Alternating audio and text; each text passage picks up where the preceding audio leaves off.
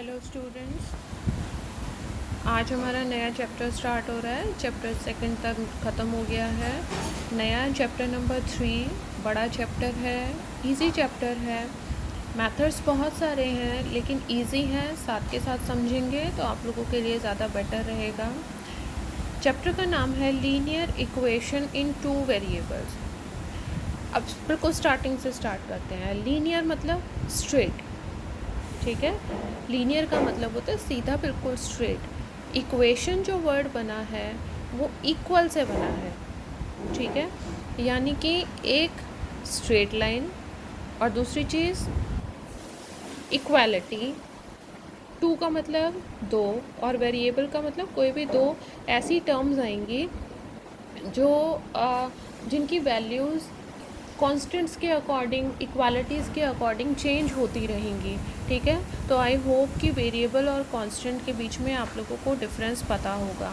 तो linear equation in 2 variables का मतलब है ऐसी इक्वेशंस, ऐसे अलजेब्राइक एक्सप्रेशंस जिसमें इक्वालिटी के साइंस होंगे और वो 2 वेरिएबल में होगी।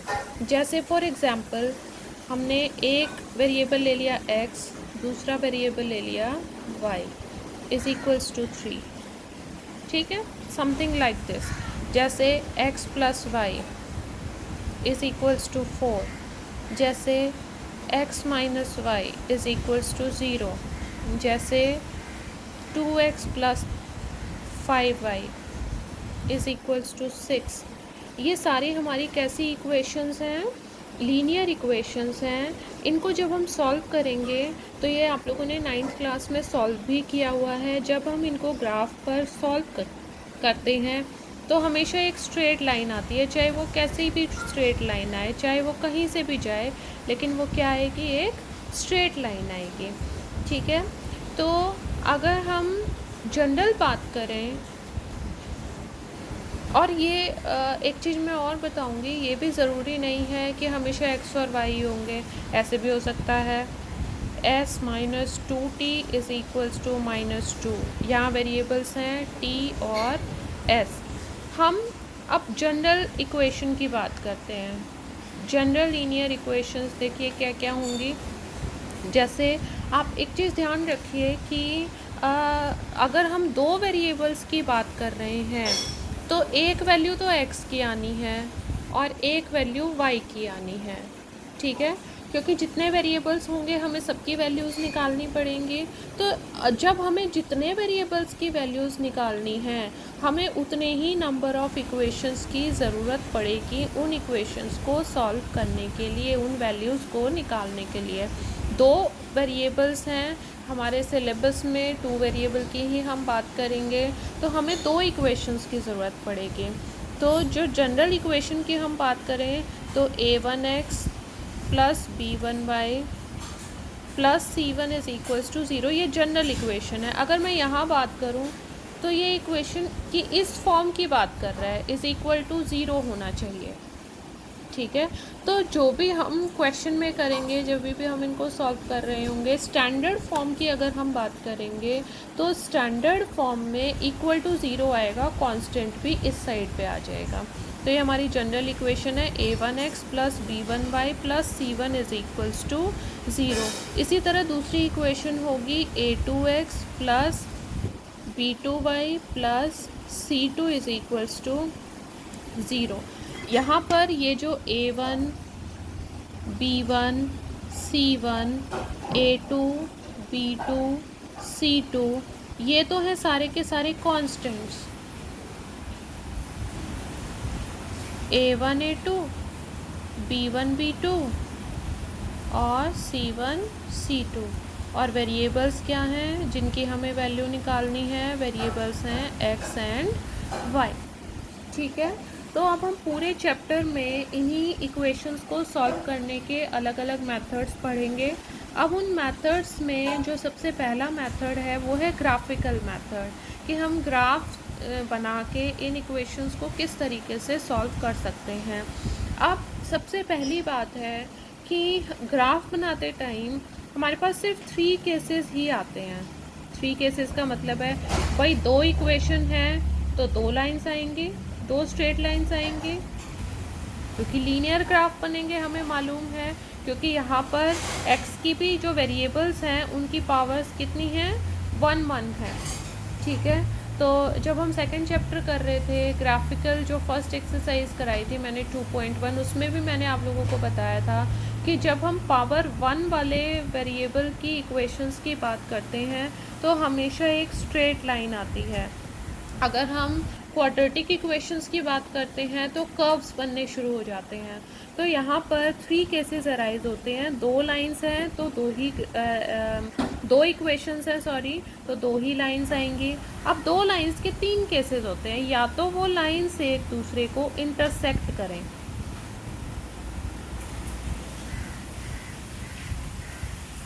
दूसरा या फिर वो लाइंस एक दूसरे के पैरेलल आएं,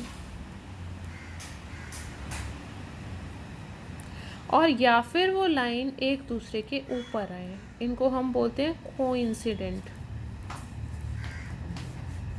कोइंसिडेंट लाइंस। तो सिर्फ ये 3 ही केसेस हमारे बनते हैं। ठीक है, अब हम जो ग्राफिकल मेथड है उसमें जो सबसे पहला एक्सरसाइज है हमारा वो इक्वेशंस बनाने का है, कि हम किस तरीके से इक्वेशन बनाएंगे वर्ड प्रॉब्लम से और फिर उनको ग्राफिकली कैसे सॉल्व करेंगे। तो देखिए एक्सरसाइज 3.1 में क्वेश्चन नंबर 1, इन क्वेश्चंस की आप लोग जितनी प्रैक्टिस करेंगे उतना आप लोगों के लिए अच्छा है। इक्वेशंस आप लोगों को तभी बनानी आएंगी जब आप इन क्वेश्चंस की बार बार प्रैक्टिस करेंगे। बगैर प्रैक्टिस के वर्ड प्रॉब्लम से आप लोगों को इक्वेशंस बनानी नहीं आएंगी। तो इसीलिए it is better for you to practise more and more these word problems. चलिए पढ़ते हैं। Aftab tells his daughter, Aftab ने अपनी बेटी को कहा, 7 years ago I was 7 times as old as you were then। मैं तुमसे 7 गुना उम्र का था जितनी तुम्हारी उम्र थी। Also 3 years from now, आज से 3 साल बाद, I shall be 3 times as old as you will be। Represent this situation algebraically and graphically. सबसे पहले तो ये देखिए कि आपको कौन कौन दिया हुआ है। आपको यहाँ पर 2 इंसान दे रखे हैं, एक आफ्ताब दे रखा है और एक उसकी डॉटर दी हुई है। अब दूसरी चीज़ ये ध्यान रखनी है कि आफ्ताब फादर है तो आफ्ताब की एज ज़्यादा होगी और डॉटर की एज कम होगी। ठीक है, तो 2 चीज़ें दे रखी हैं। तो देखिए हम कैसे करेंगे। Late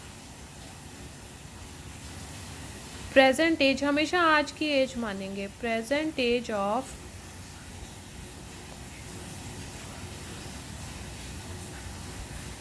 Aftab is equals to x years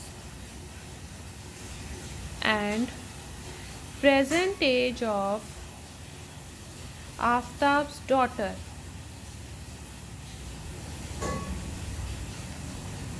y years। ठीक है, दोनों की एज मान ली, ये उनकी आज की एज मानी है जो आज उनकी प्रेजेंट एज है। तो अब हम देखो आगे स्टार्ट करते हैं। आगे वो बोल रहा है कि 7 years ago, 7 साल पहले। अब जैसे मैं एग्जांपल देती हूँ, सपोज कि आज मेरी उम्र 20 वर्ष है, तो 7 साल पहले कितनी थी, 13। मेरे साथ साथ आप अपने दिमाग में करेंगे इन क्वेश्चंस को। सपोज आज मेरी उम्र 25 साल है, तो 5 साल पहले कितनी थी, 20 साल। ठीक है, यानी कि जो मेरी आज की उम्र है उसमें से आप लोग माइनस कर रहे हो। इसी तरह अगर मैं कहूँ कि आज मेरी उम्र 20 वर्ष है, 3 साल बाद कितनी होगी, तो आप एकदम से कहोगे कि मैम 23 होगी। ठीक है, अब हम बात करते हैं अपने क्वेश्चन की। 7 years ago,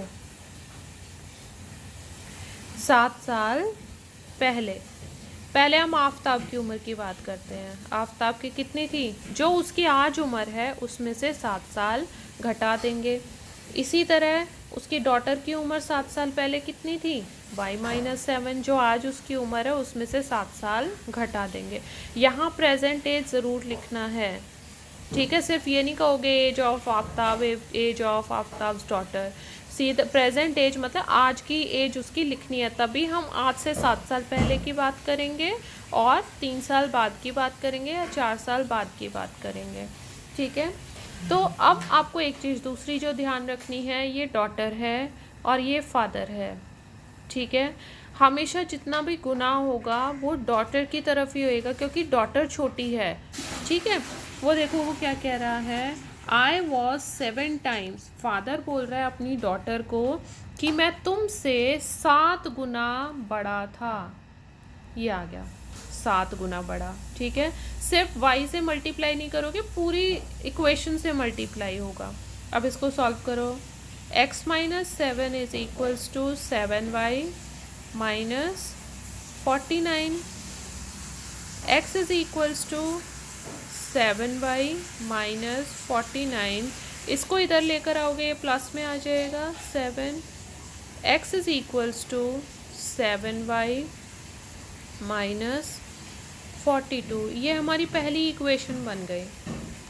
आप चाहो, मैंने ये ऐसी क्यों बनाई है, क्योंकि मैंने इसको ग्राफिकली सॉल्व करना है। आप चाहो तो इस इक्वेशन को, इस सारी वैल्यूज़ को उस तरफ लाके स्टैंडर्ड इक्वेशन भी बना सकते हो, लेकिन क्योंकि हमने इसको ग्राफिकली सॉल्व करना है, इसलिए एक वेरिएबल अकेला एक तरफ रहेगा, बाकी दूसरी तरफ रहेंगे, ठीक है।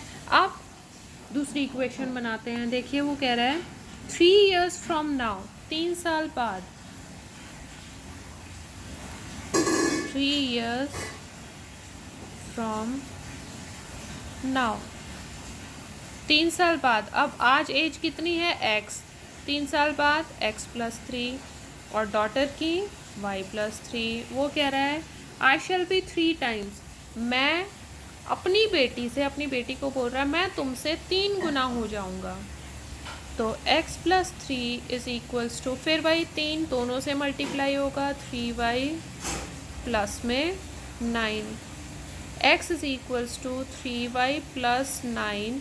ये 3 यहाँ प्लस में है, दूसरी तरफ जाकर माइनस में, तो ये आ जाएगा x is equals to 3y plus में 6। तो ये हमारी आ गई सेकेंड इक्वेशन। चलिए, दोनों इक्वेशन हमारे पास आ चुकी हैं। अब हमने इनको ग्राफिकली सॉल्व करना है, देखना है कि किस तरीके की सिचुएशंस बनती हैं।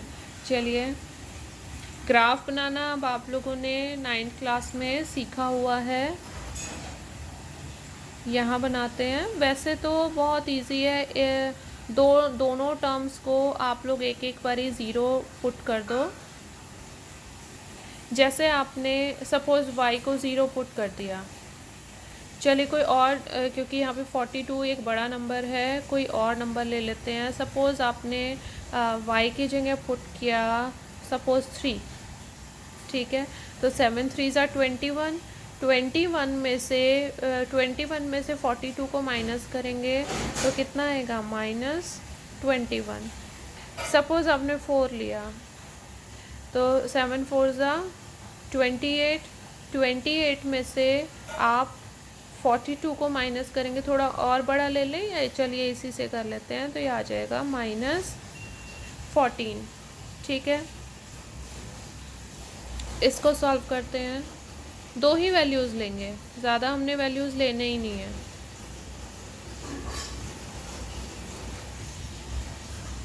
x is equals to 3y, y की जगह अगर मान लो सपोज़ हमने 0 रखा, तो ये तो 0 हो गया, 6 आ गया हमारे पास आंसर।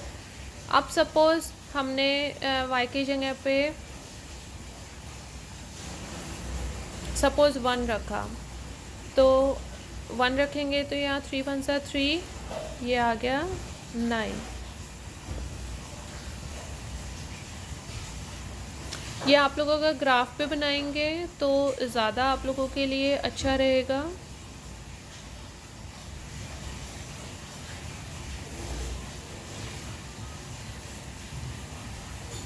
ज़ीरो 4 4 का डिस्टेंस ले लेते हैं, 4 8 12 16, क्योंकि हमारे नंबर्स वहाँ बड़े हैं ऊपर, 20 -4 -8 -12 -16 -20 -24, यहाँ पे भी 4, 8, 12, 16, 20, 24। अब देखिए पहला पॉइंट y3, ये -21 यहाँ कहीं थोड़ा होगा और 3 तक जाना है हमने। 3 यहाँ मतलब यहाँ पे कहीं पे पॉइंट आएगा, ठीक है। दूसरा है -14 एंड 4, -14, 12 और इसके बीच में होगा, ये यहाँ पर पॉइंट आएगा। इसको सॉल्व करेंगे, आप स्केल से बनाएंगे तो आप लोगों का ये बिल्कुल स्ट्रेट लाइंस आएंगी, ठीक है। जहाँ से भी पास होंगे आप वहीं से इनको पास करेंगे, ठीक है। उसके बाद दूसरी करते हैं 0, 6, 0, तो 6 यहाँ आ गया।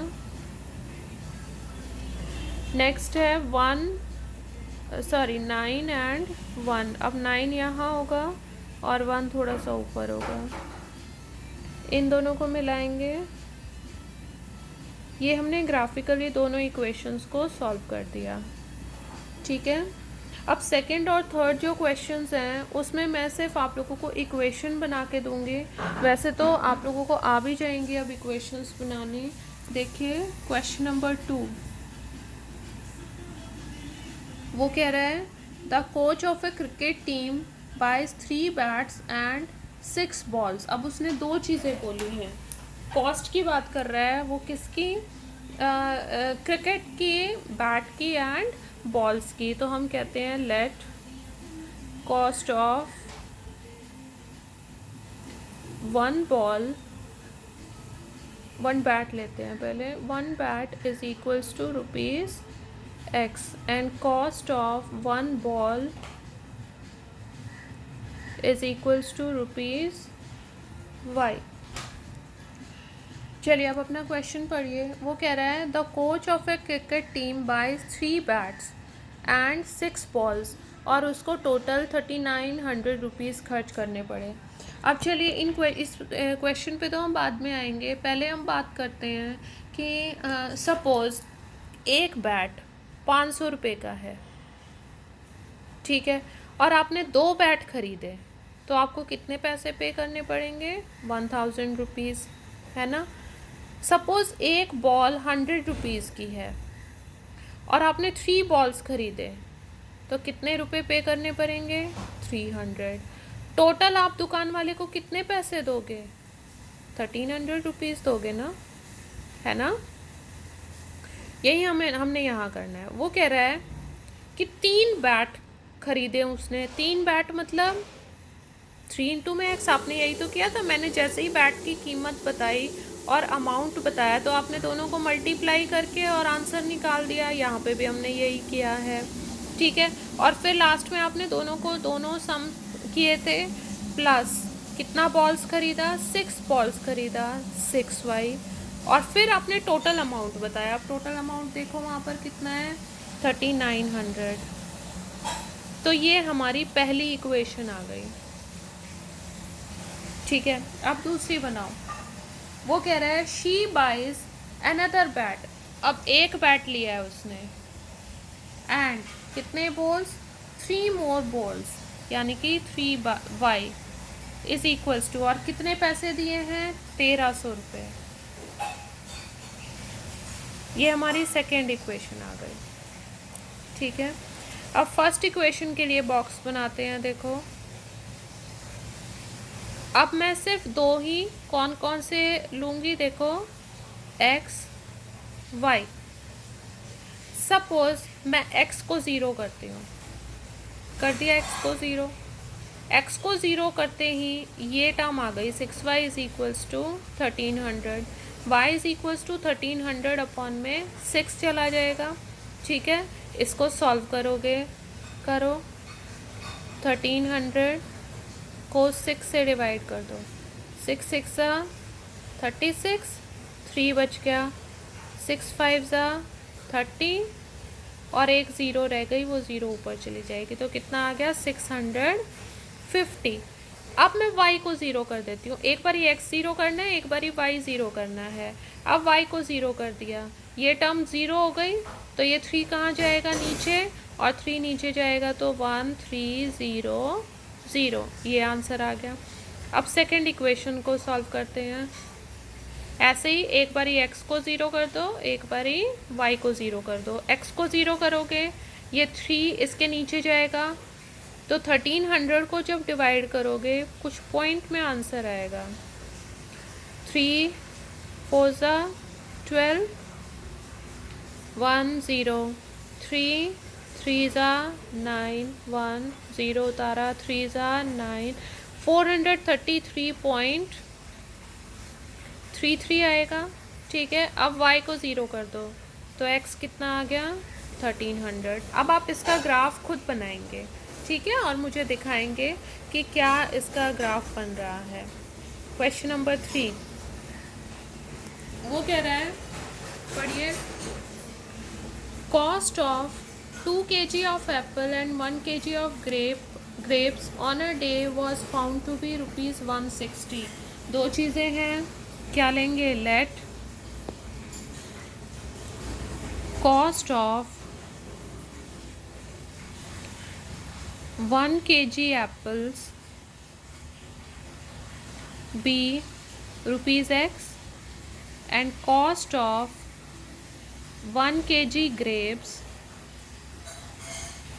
be ₹Y। अब मैं फिर से वही एग्जांपल आपको देती हूँ ऊपर वाला। जैसे सपोज़ कि 1 किलो जो एप्पल्स हैं वो 50 रुपये के हैं, हिसाब लगाते रहना साथ के साथ। 1 किलो एप्पल 50 रुपये के हैं, आपने 2 किलो एप्पल ख़रीदे, ठीक है, और 1 kg जो ग्रेप्स हैं वो सपोज़ 25 रुपीज़ के हैं, और आपने 4 किलो ख़रीदे, तो आपको टोटल कितने पैसे देने पड़ेंगे। 100 रुपीज़ यहाँ, 100 रुपीज़ यहाँ, टोटल कितना हो गया 200 रुपीज़। अब अपने क्वेश्चन पे आते हैं। वो कह रहा है 2 kg एप्पल, 2 kg एप्पल मतलब 2x प्लस 1 kg ग्रेप्स मतलब y, और टोटल कितने पैसे देने पड़े 160 रुपीज़। ये आ गया 160, ठीक है, ये फर्स्ट इक्वेशन हो गई। अब second, 4 kg Apple 2 kg grapes 300 rupees. 4 kg Apple 2 kg grapes और कितना 300 रुपीज़। ये सेकेंड इक्वेशन आ गया। फर्स्ट इक्वेशन का ग्राफ बना, वो टेबल बनाओ। यहाँ पे आ जाओ, x को ज़ीरो करो, y कितना आ गया 160। अब y को ज़ीरो करो तो 2 डिवाइड में जाएगा, x कितना आ गया 80। अब सेकंड इक्वेशन को सॉल्व करो। ये 2 ही पॉइंट निकालने हैं बस, आपने ज़्यादा नहीं निकालने हैं। और एक्स वाई एक्सिस पे 1 2 3 4 मत ले लेना, जैसे उसमें 100 200 300 ये लेना। इसमें जैसे लेंगे तो फिर आप 20 40 60 ऐसे लेना 20 20 के, ठीक है। यहाँ चलिए पहले x को ज़ीरो कीजिए, x को ज़ीरो किया तो ये 2 डिवाइड में जाएगा, कितना आ गया 150। अब y को ज़ीरो करो, y को ज़ीरो किया तो ये 4 डिवाइड में जाएगा, 300 को डिवाइड करो 4 से, 4 7 28, 2 आ गया, 4 5 20, कितना आ गया 75। दोनों के ग्राफ्स आप लोग बना के देखेंगे और फिर उसके बाद देखेंगे कि लाइंस कैसी आ रही हैं, इंटरसेक्टिंग आ रही हैं या पैरेलल आ रही हैं या कोइंसिडेंट आ रही हैं, एक के ऊपर एक आ रही हैं, ठीक है। और तीनों ही केसेस में ग्राफ पे बना के, ग्राफ की कॉपी अगर आप लोगों के पास पुरानी पिछले साल की पड़ी है तो उसमें बना के आप लोग मुझे दिखाएंगे तीनों ग्राफ्स। ऑनलाइन क्लास में हम उन ग्राफ्स को चेक करेंगे। तो दैट्स ऑल फॉर नाउ। कल हम एक्सरसाइज 3.2 अपनी स्टार्ट करेंगे। Thank you very much.